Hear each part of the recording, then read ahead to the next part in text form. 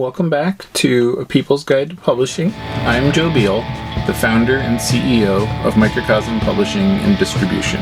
I'm also the author of A People's Guide to Publishing, which distills what I've learned from selling millions of books over the past 25 years. I'm Ellie Blue. I'm the editorial and marketing director here at Microcosm. We are an independent mid-list publisher based in Portland, Oregon, and Cleveland, Ohio. We have over 700 books, over 25 employees, and we make about 40 new books every year. And we distribute thousands of titles from other publishers. We started this podcast so that we can share what we've learned with newer publishers so that you can learn from our mistakes. Or maybe you just want to understand the publishing industry. This week, we are going to answer a co-host question that Ellie posed last week when we were recording at the tail end of our program. How do I get past publishing gatekeepers? Which is a great question. Yeah, and it's like... I was just gatekeeping. That's when I interrupted you. So when I imagine gatekeeping, I imagine like those little Far Side cartoons with the the pearly gates in heaven, and then the old white guy with the giant book being like, well, not you. Or maybe you seemed like you were pretty good, but you didn't have a nice enough car or whatever. Mm-hmm. And I feel like that's actually pretty accurate depiction. The long list of names, yeah, right. Where it is name recognition above all sometimes. But, yeah, but, I don't know, what do you think, Joe? Is it, I guess gatekeeping is kind of a dirty word, but, what is actually the problem with it? The problem with gatekeeping is it makes people feel like it's arbitrary, I cannot tell you how many times people try to get past or through our filter by being like, I'm friends with this person that you're friends with. We share this friend. Thus, I should have my book published by you. And we're like, well, that's not really what we consider when we decide who to publish. It's not a matter... And I get it how it feels like you're penetrating, the cool kids club or, the friend group, but that's not, I'm sure in some cases that is what's happening, but that shouldn't be how you approach it as an author or as a publisher or any of these things, I feel like it is true that there is a huge problem with the filter. Let's say filter instead of gatekeeper. The filter often is designed to, let certain white, upper middle class, college educated particulates through and keep everybody else out. That is a real problem that publishing has really been kind of ignoring, and not ignoring, but not really addressing in a widespread manner until the last year, and now very haphazardly. Yeah. And I feel like that is a very legitimate frustration, but then you have people proposing solutions. Well, yeah, I guess there is no good solution to having no filtration, Right. So... I guess Amazon's promise is, no filters. Yeah, Amazon was probably the most famous example where they were just... Well, and I see this all the time when somebody who is presumably themselves a failed author will write an article that was Harry Potter was declined by 29 publishers before Scholastic finally picked it up in the United States. And you're like... And then I inevitably see the conversations where authors are like, see, publishers don't even know it's good. They would be, they're all hitting themselves, realizing what got away. And you're like, no, those 29 publishers were the wrong publisher. They would have made Harry Potter a no-name failure. That's why they turned it down, because it wasn't right for them. They didn't have the core competencies and, they weren't the children's publishing powerhouse that Scholastic is, it's just not, it's silly to assume that all publishers are interchangeable and that they all could have done just as good of a job, and because that is reliant upon the faulty concept that, Harry Potter was successful because it was really good, and, now you see all these things that are Harry Potter is not really that well written, but none of those things matter. The whole thing that mattered was that it was the right fit of the right book by the person that could do it through the right publisher at the right time for the right audience, And that's a lot of carrots and sticks, you know. So that is kind of like the real problem with gatekeeping and filtration in publishing, is that like so many publishers, especially the best established ones, are not equipped to do well with books that are not of a certain demographic. Yeah, and so that's our industry. Well, but it's like you wouldn't want them to be. You would want everybody to be specialized. You would want everybody. You know, it's like the minute you assume that all things are interchangeable and the same is like... But I'm not saying that at all. I'm just saying there's like a major bias in what publishers are equipped to do. You know what I mean? Well... Like, if nobody can do well with somebody's extremely good book, that's a problem of the publishing landscape. But somebody can. You know, it's a matter of... Like, you can't take the fact that successful books were categorically turned down many times as proof that publishing is a failure. That's the proof that publishing was a success, because you have found those books. So where publishing fails people is either when they go into self-publishing on Amazon's lie that like gatekeepers are the problem and they've abolished gatekeepers, and then they sell 3 books in a year, and then they assume that nobody wants their book and their book is bad, and that's why, you know. I mean, that's sort of problem one. Or the other, you know, the more common problem of gatekeeping failures is when people assume that all publishers are the same and they've received, you know, 20 rejections, and they see it as publishing's failure because all their friends said their book was good. And then they go into self-publishing, and then they sell, you know, 29 copies in a year, and you know, sort of the same outcome. Because the real problem of removing gatekeeping is that author wages plummet, you know. I mean, that was the real consequence of Amazon telling you that all publishers are thieves and don't have good tastes and are, you know, to be done away with, is that it just destroyed authors' wages because it completely saturated the market, you know. And, you know, by the lie of, you know, saying that you get 70% royalties, which is, you know... 70% of what is always the question to ask there. Versus 7 or 8% of what, yeah. And, you know, exactly. So, I feel like the problem remains, though, that, like, the publishing establishment is...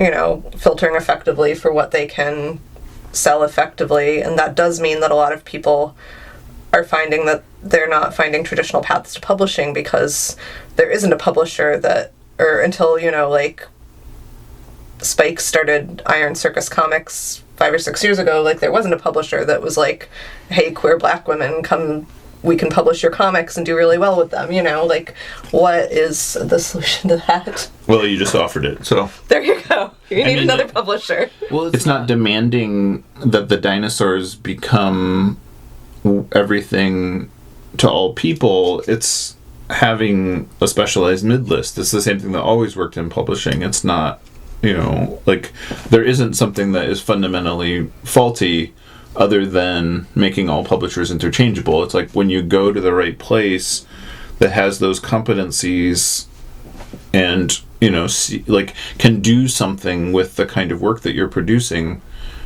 you will miraculously find there's no gatekeeping, you know, like it's suddenly they're not going to evaluate your work on how finished it is, or, you know, they're going to say, like, is this relatable to our audience? Like, do people want this? And then when someone is hyper specialized, like, you know, like Iron Circus, it's like, you know, the audience can't get enough, you know, because there is, you know, more demand than supply. And, you know, and you frequently see this from somewhat dispirited authors, you know, which I often suspect these are the same authors that are like pitching us their fantasy novel or religious poetry or whatever. And then they say, like, oh, I just keep getting turned down. And you're like, are you submitting to publishers that publish the kind of books that you're writing? Are you submitting during open submission periods? Are you following their submission guidelines? And, you know, and invariably the answer to every one of those questions is no. And they're like, oh, I just thought I needed a publisher. You know, and you're like, well, you do, but you need the right publisher, more importantly. And, I guess, like, to the point of people's frustrations and gatekeeping and all that and how absurd it gets, publishing is, like, far too specialized and, like, complex for the rewards and all that, that part is a little silly. But, it's like, if your thing isn't out there, that is all the more reason for you to create that thing, like, for you to create that publishing arm, and that is the strongest indication of the need for it, is if there is nobody producing work like that. Yeah, like I'd say if you really believe in what you're doing and there's an audience for it and you just can't find the publisher that knows how to reach them, that's like the greatest market testing there is. And sorry if you didn't want to start a publishing company, but it's actually really rewarding. Yeah, and it's, Joe's book can help. Right. And this is sort of the thing I run into all the time is, getting the educational setup really helps people to see that it's not just a matter of pounding on doors until someone says yes. It's a matter of, like, being strategic about which doors you knock on, Yeah. Like whenever I go to open pitch sessions or things like that, it's always a little bit of an uphill battle to, walk people through why they're not succeeding. Yeah, and I mean, I feel like there's a lot to be said for, like, before you're like, oh, I'm going to start my own thing, go and, like, get some candid feedback from people who understand the industry about what you're pitching, and, like, there might be things that you can do differently that would help the book find its audience through a traditional publisher. Like, there's, we see a lot of pitches that we're like, oh, I'm not quite there. Oh, that's actually a memoir. Mm-hmm. Yeah. Mm-hmm. Yeah. And again, I mean, the thing I cannot recommend enough or frequently enough is, like, go to the bookstore, go to the shelf where your subject is shelved, and actually look at all the books and give them an honest, earnest evaluation to see how they're doing it and, what is and is not there, and that is, general interest bookstores, so you can really get a sense. And if you're really not finding it, you can ask people, because there's few things the bookstore employees like more than talking about books, or especially, like, a aching gap in their catalog. Oh, and they love to solve puzzles, too. Mm-hmm. And they, can often direct you to maybe where you would find things like that, even if not in their store. So go out there and tear down the pearly gates. Or build it up, do it how you feel it. One more thing we should really talk about is Kickstarter. It's kind of distributed gatekeeping. Mm-hmm. Right, or it's like self-gatekeeping, or... Right. Whereas, like, a traditional publisher's gatekeeping is, like, distributors, financial risk, etc. Kickstarter really makes all those things real time for the creator. It's like, is there an audience for your book that is willing to pay the price that you're charging for it? Mm-hmm. Which is, like, ultimately your publisher is trying to determine also when you have one. Yeah, I mean, and that's essentially what an agency or a publisher or a distributor is assessing as well, is like, will people buy this at this price, with this development, with this packaging, hard stop. And then Kickstarter can be sort of your, like, proof of theorem. Right, and if you, like, try it and fail, that's not because your idea was bad necessarily. It might just be because you need to charge $10 less and explain your book 20% better. Mm-hmm. Mm-hmm. And, and so the real advantage of Kickstarter can be the I told you so, or it can be, you told yourself so, almost more importantly. Totally. And, like, authors definitely have had successful Kickstarters and used them to leverage publishing deals, especially when they're like, I have to print 10,000 of this, I don't know how to do that. Yeah.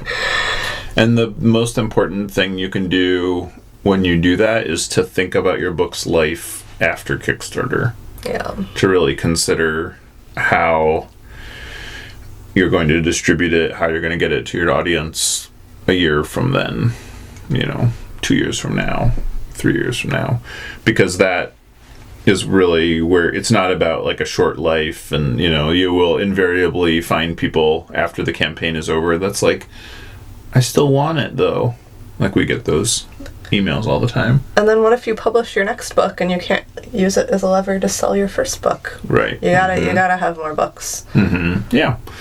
So, Kickstarter is a good way if you're, especially for establishing proof of concept and for, funding it, because, a lot of people don't have what it costs to publish a book sitting in the bank. And even if you do, it's honestly better to test it before you are essentially like taking the much bigger risk. And on that note, we'll see you next week. Thanks for joining us once again. Please send your questions to podcast@microcosmpublishing.com so we can answer them on future episodes. And please give us 5 stars on iTunes and everywhere else that podcasts are reviewed. You can find us on the internet at microcosm.pub. On Twitter at Microcosm. On Facebook at Microcosm Publishing. On Instagram at Microcosm_pub. And here in Portland, Oregon on North Williams Avenue. Thank you so much. Have a wonderful week.